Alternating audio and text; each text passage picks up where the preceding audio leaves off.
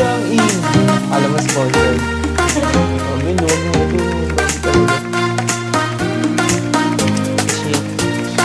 East Nanjing Road Crossing.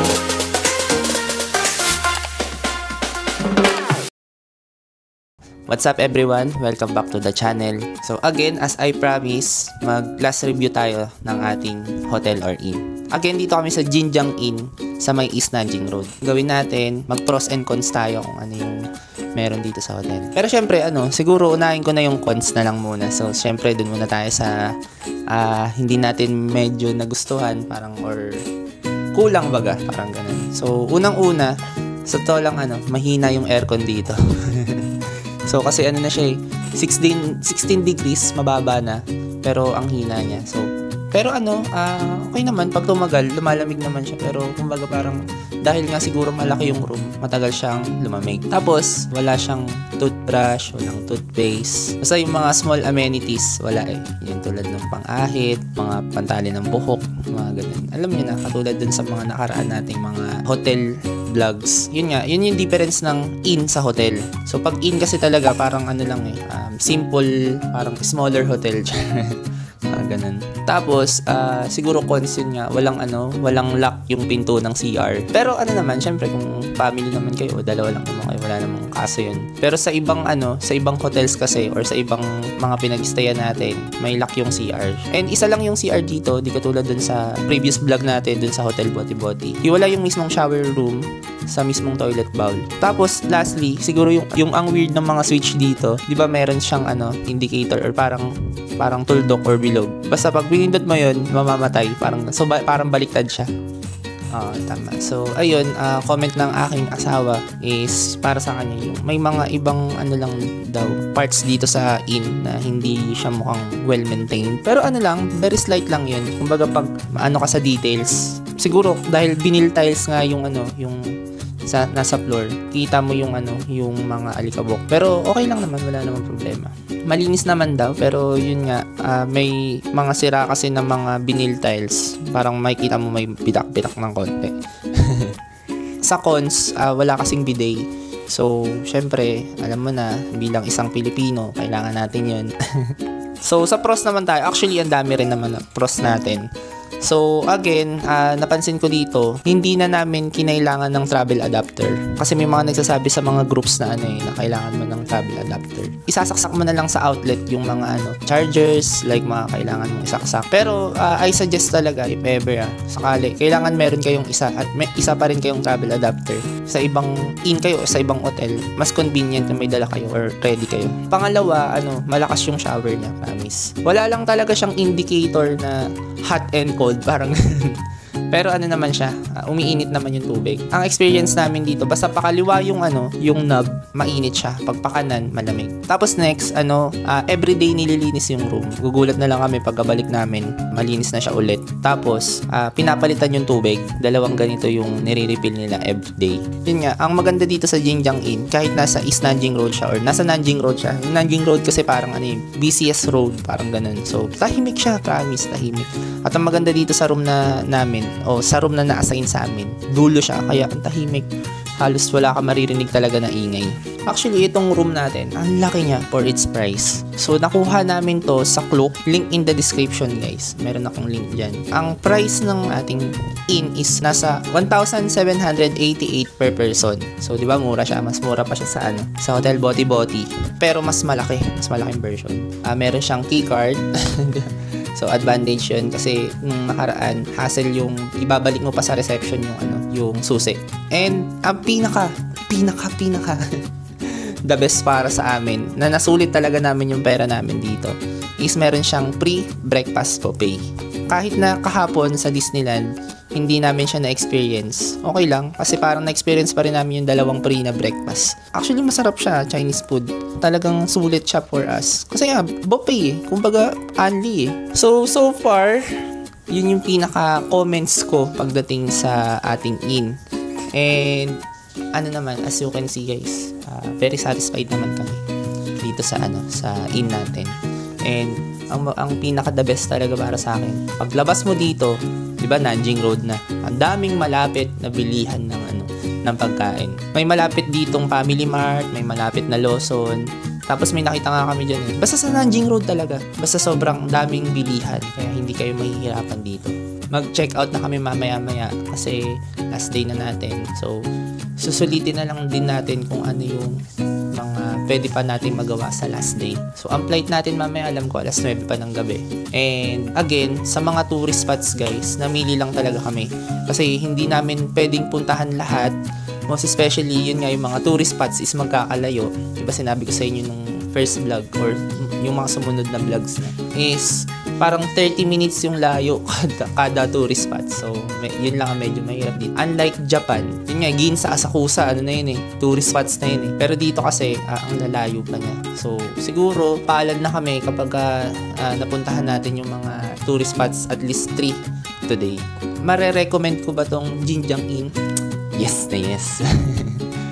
Yes na yes. So, parang rating pa rin natin dito, ano pa rin, 9 out of 10. Parang ganun. So, mataas naman. Mataas talaga siya for me. Even though na yun nga, disclaimer, kasi meron kasi talagang tinatawag na ano, diba? Yung curse of the blockbuster. So, yung curse of the blockbuster, diba? Pag naranasan mo na yung magandang bagay, or yung, basta yung the best na bagay, parang yung ibang bagay na sa'yo, pag ano, parang pangit na siya. Pero so far, ano lang eh, sobrang deep, ano lang eh, kapantay lang siya ng Hotel Boti-Boti. Parang para sa amin na Curse of the Blockbuster tayo ni Apa Hotel. So, ano eh, kaya, dun ano eh, parang lahat, nandun na eh. So, parang sinubo na sa'yo eh. Diba? Pero, ayun nga, dito, hindi ko sinasabi na pangit siya again. So, dito din, so, sobrang convenient. Pinapalitan din araw-araw yung mga towels. May initan din ng tubig. Actually, may hair blower din. May TV, malaki, 43 inches. Kaya, ano din, for me, talagang, ano din, sobrang konti lang ng difference niya. And, kung babalik pa kami dito, I think, oo. Mare-recommend ko yun. And siguro tingnan natin, hindi natin alam mga mangyayari sa buhay. Kung makakabalik pa tayo. Kasi ano lang eh, single entry lang kami dito sa sa China or sa Shanghai.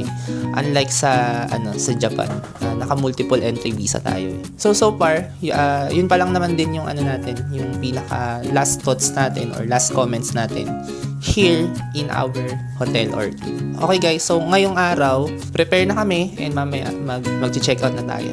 So yun lang muna. Let's go. Last stop East Nanjing Road. Ito yung East Nanjing Road guys. May Lego dito. Wala eh, Shanghai I Heart SH.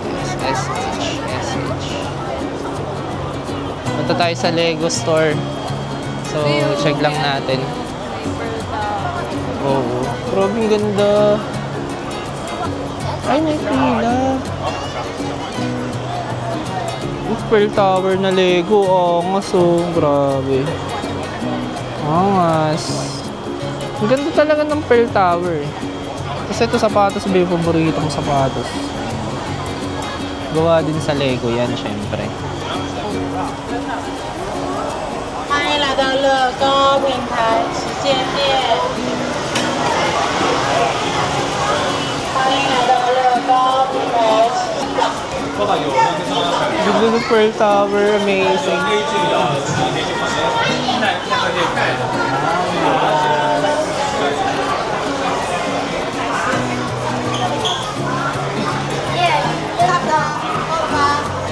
Ito Mario, amazing. Ito 449 yuan.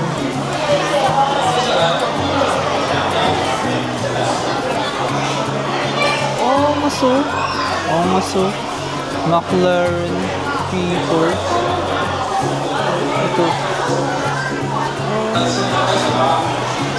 Fortnite.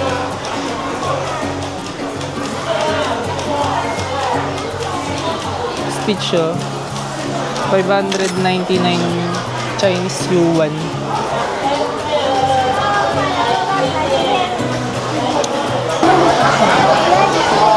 Ang buo ng Lego. Galing.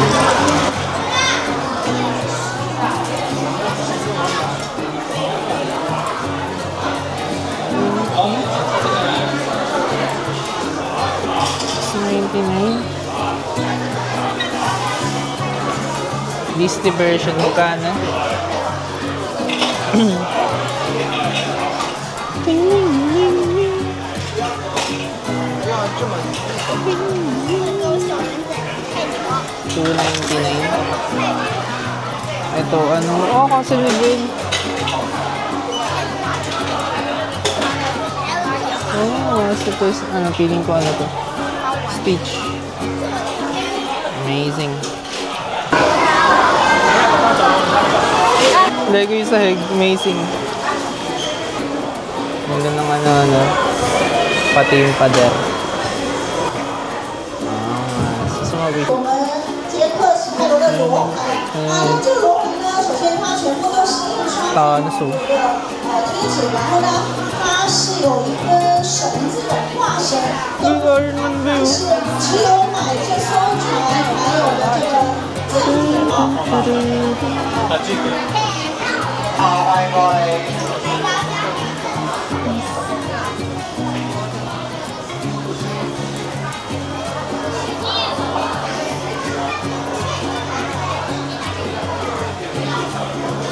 然后这是我们这边消费码600嘛，948那个就可以送到这个太空人仔，我们宇航员或者这个小熊啊，小熊它是可以戴上小眼镜，因为当然其他的什么。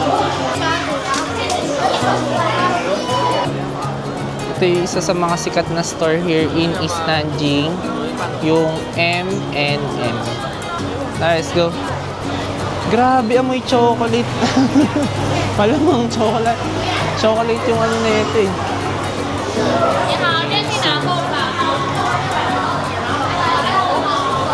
Magka? 59 yuan. Ito. Kaso ayaw mo niyan, di ba? Mayroon sila 75% off. So, 229. So, 75? Oo. Yun na, hindi ko, ano, natin. Oo. Oo. Ano yun? Ito, ano? Keychain na chocolate. 49. May chocolate dito, no? Chocolate ba dito? Alam ko na eh.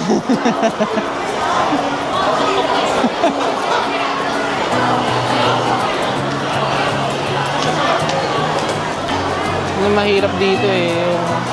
Magagala ka, di ka naman bibili.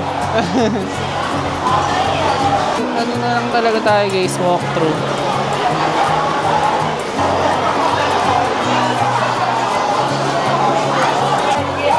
$230 Chinese yuan. Actually, ano siya? Medyo mahal siya. Alam mo yung NMM dito. Si Anger pala. Si Anger pala. Ganito pagka ano yun. Wala nang magawa na itinerary. Nakuha naman na lahat?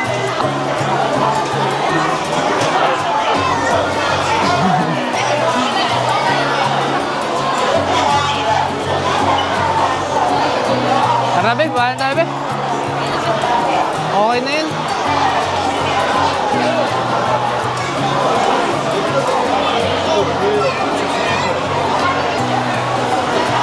Daming tao dito sa East Nanjing Road, kala nyo.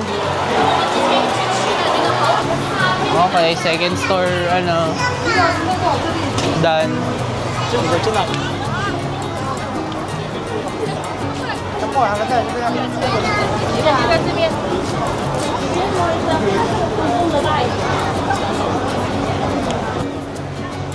Tsura ng East Nanjing Road, guys.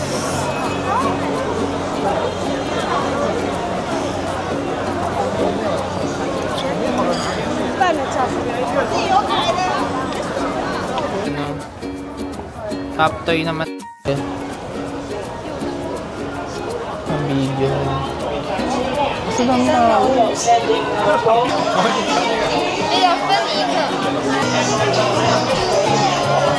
Stitch. 69 Chinese yuan.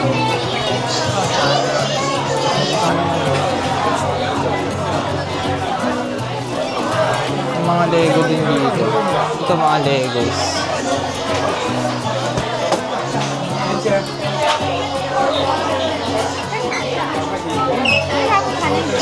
Mga ano siya, mga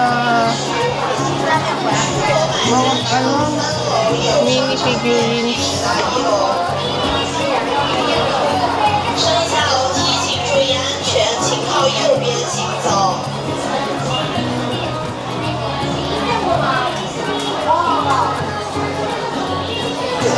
Mga ano din, mga Legos. 139 Chinese yuan. Ito.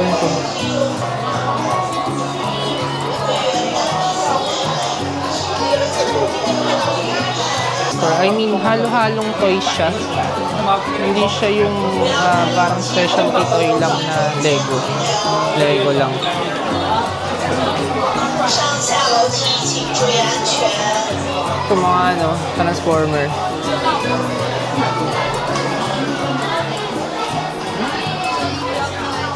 Ano siya?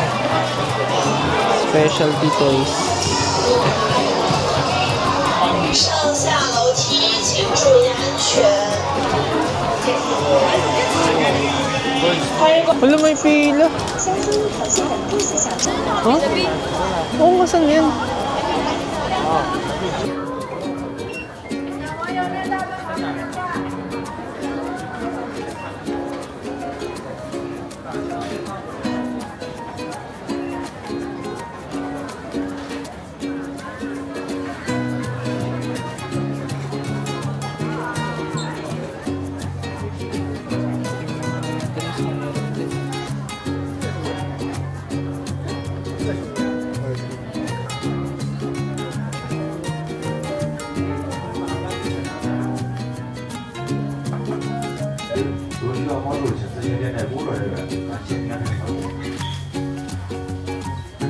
楼下设玩具宠物残留略有见有，欢迎上楼大看小购。上下楼梯的顾客请靠右前走，注意脚下安全。 Magkano? Walang presyo. 15 RMB. 15, 1.5.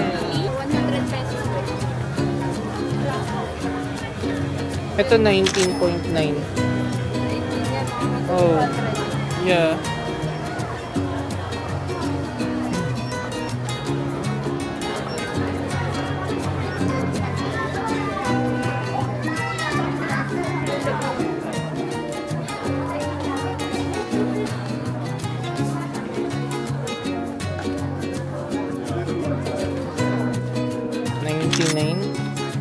$99 RMB si Stitch na stop toy.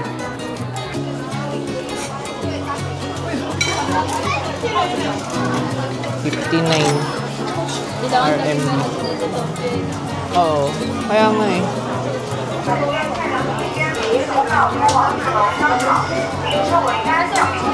Puro mga teddy bears pala talaga dito. Oo.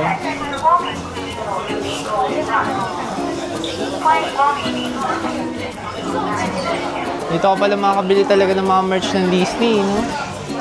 Na mura, ng konti, eh, no? Kaya nga eh. Eh, no, Disney rin, no?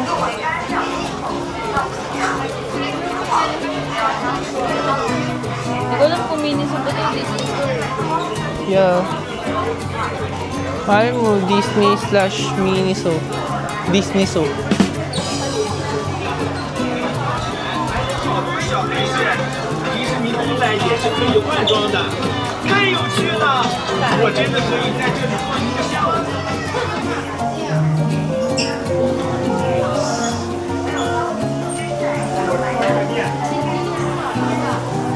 在一个商场路。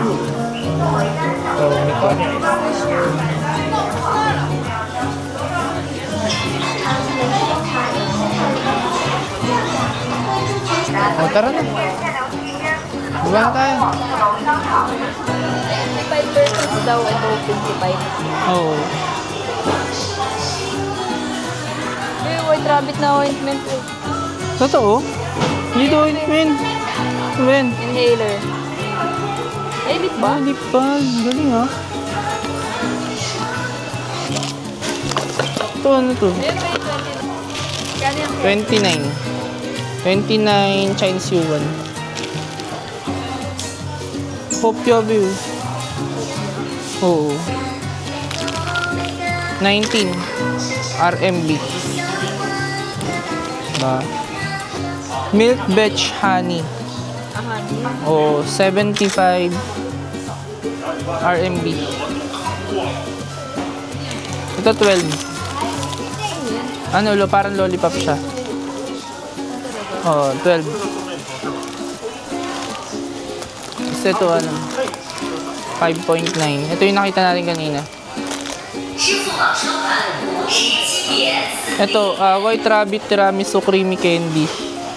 25 RMB naman siya. Nakikita ba sa video? Opo.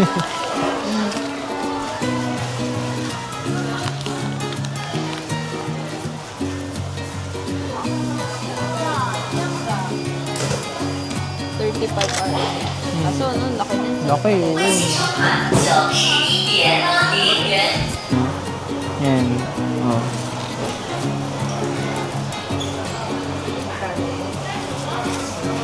$25.